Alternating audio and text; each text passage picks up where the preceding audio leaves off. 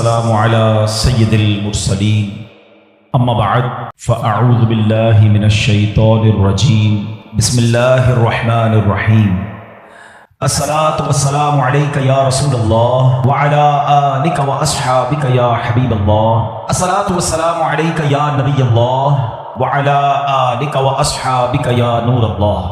قبر کا سفر ہم سب نے کرنا ہے۔ آج ہمارے گھر میں لائٹ جائے تو جنریٹر ہونا چاہیے۔ گرمی میں بغیر لائٹ کے جس کو نیند نہ آتی ہو، نرم تکیہ نہ ہو تو نیند نہ آتی ہو، نرم بستر نہ ہو تو جسے نیند نہ آتی ہو، جس کے کمرے میں اگر اندھیرے میں کوئی چھوٹا سا کیڑا آ جائے، کوئی چوہا آ جائے، چھپکلی آ جائے تو جس کی چیخ نکل جاتی ہو، جس کو اکیلے کمرے میں اندھیرے میں ڈر لگتا ہو۔ ہم جیسا کمزور انسان جب قبر میں جائے گا تو سوچو، وہاں اگر اللہ نہ کرے جہنم کی آگ بھڑکا دی گئی، وہاں اگر اللہ نہ کرے سانپ اور بچھو آ گئے، ادھر تو میرے اور آپ کے جسم پر کوئی کیڑا آئے تو فوراً ہٹا دیتے ہیں۔ اس وقت تو کیڑے ہوں گے تو بھی بندہ نہیں ہٹا سکے گا، وہ دیکھ رہا ہوگا کہ میرے جسم پر کیڑے رینگ رہے ہیں، مگر یہ طاقت نہیں ہوگی کہ اپنے آپ سے اسے دور کر سکے۔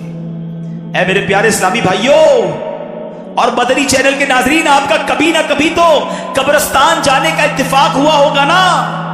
یہ جو قبریں اوپر سے ساری ایک جیسی دکھائی دیتی ہیں، اندر سے ایک جیسی نہیں ہوتی ہیں۔ دنیا میں اگر آپ کسی ایک کالونی میں جائیں، غریبوں کی آبادی میں جائیں تو مکان دیکھ کر پتہ چل جاتا ہے غریب رہتے ہیں ادھر۔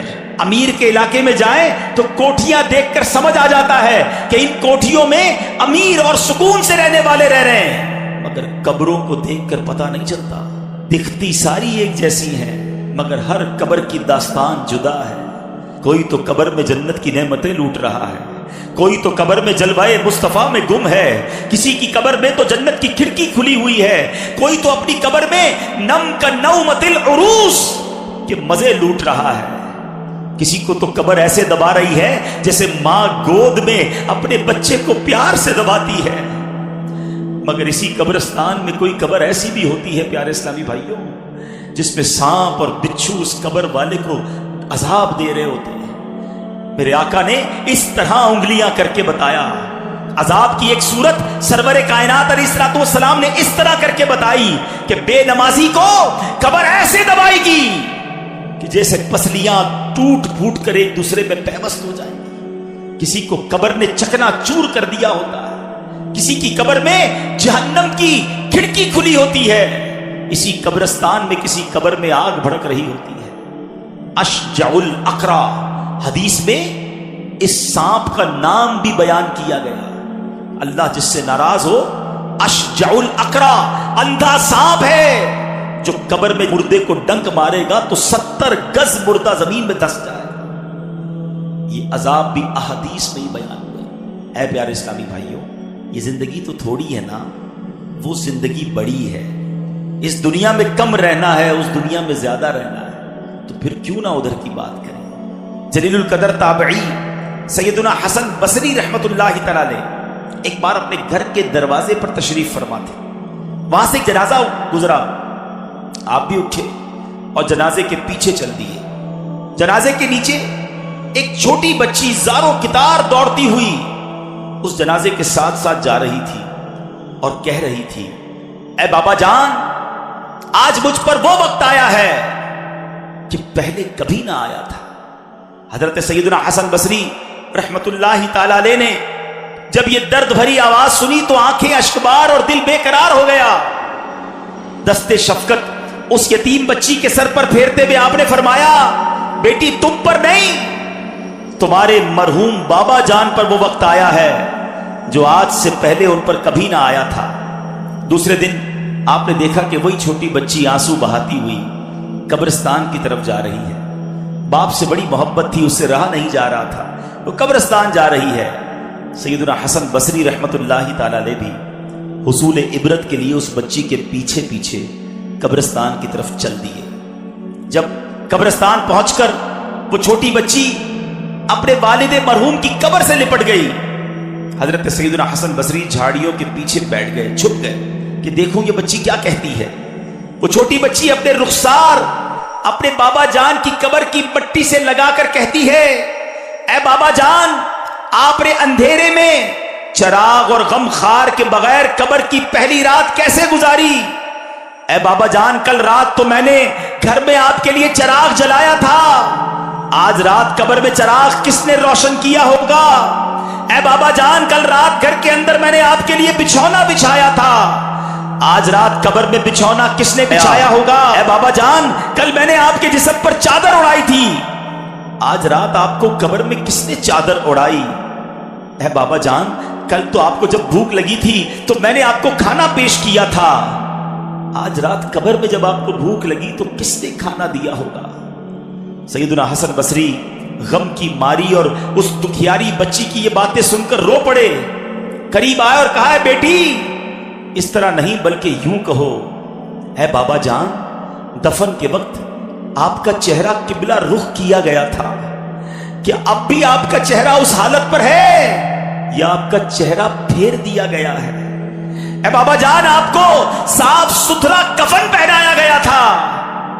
ऐ आशिकाने रसूल, जरा अपना सर झुकाकर आंखें बंद करके अपने बारे में सोचो, जब हम कब्र में जाएंगे तो हमें भी हमारे दोस्त कब्र में एक चेहरा तो किबला रू कर देंगे ना, कफन तो साफ सुथरा पहनाएंगे, मगर उसके बाद क्या हो सकता है? सैयदना हसन बसरी कहते हैं, अपने वालिद से ये पूछो कि बाबा जान, कल तो आपको साफ सुथरा कफन पहनाकर दफनाया गया था, क्या अब भी वो साफ सुथरा है?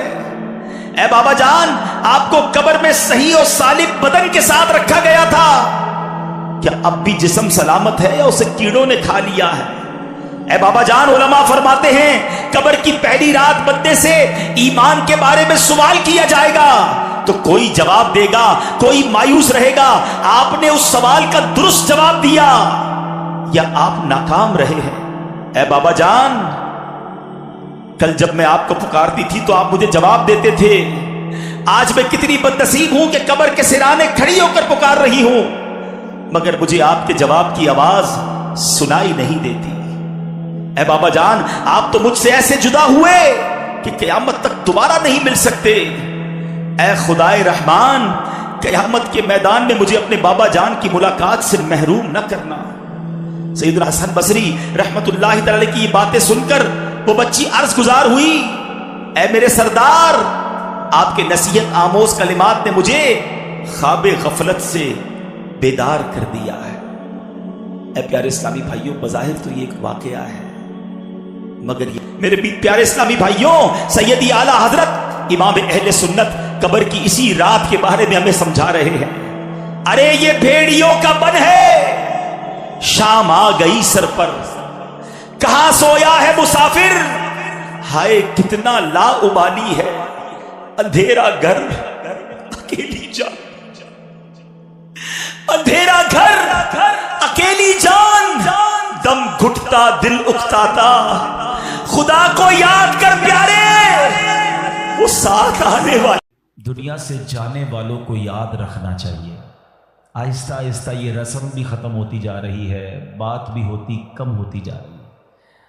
आप देखें कि कितने लोग हैं जिनके माँ बाप चले गए हैं और वो सोचें कि वो कितना उन्हें याद करते हैं, और जब ये बेरुखी ये दुनिया देखते हैं, ये नए रंगी ये दुनिया देखते हैं, लोगों का भूल जाना देखते हैं, तो मज़ीद दिल पर एक चोट लगती है कि यार जब मैं चला जाऊंगा, जब हम चले जाएंगे, थोड़े दिन तक, थोड़े महीनों तक, हो सकता है 1 आध साल तक कोई याद करेगा, उसके बाद किसी का कुछ रुकता नहीं है, दुनिया चलती रहती है, हैं? वो कहते ना, एक कब्र पर एक कुतबा लगा हुआ था, मुझे लगता था मैं अहम था और यही मेरा वहम था। हमें लगता है मैं बहुत अहम आदमी हूँ, मेरे जाने से बड़ा फ़र्क पड़ जाएगा, है? मैं नहीं होऊंगा तो बहुत लोगों को इम्पैक्ट क्रिएट होगा। ये भूल है हमारी। हाँ, दुनिया पहले से चल रही है और अब भी चलती रहेगी। अब तो और बेरुखी हो गई है। पहले चले लोग माँ बाप को, मरने वालों को बहुत याद करते थे, जैसे जैसे दिन गुजरते जा रहे हैं लोगों के बस सिर्फ घर वाले, चूँकि वो बहुत क्लोज़ होते हैं, उनको शायद याद ज़्यादा रहता है, बाकी दोस्त अहबाब दुनिया वाले थोड़े अरसे के बाद सबकी अपनी ज़िंदगी है, सबका अपना मामूल है। और ये हम सबको एहसास दिलाता है कि मैं और आप भी जाएंगे और फिर शायद दुनिया में याद करने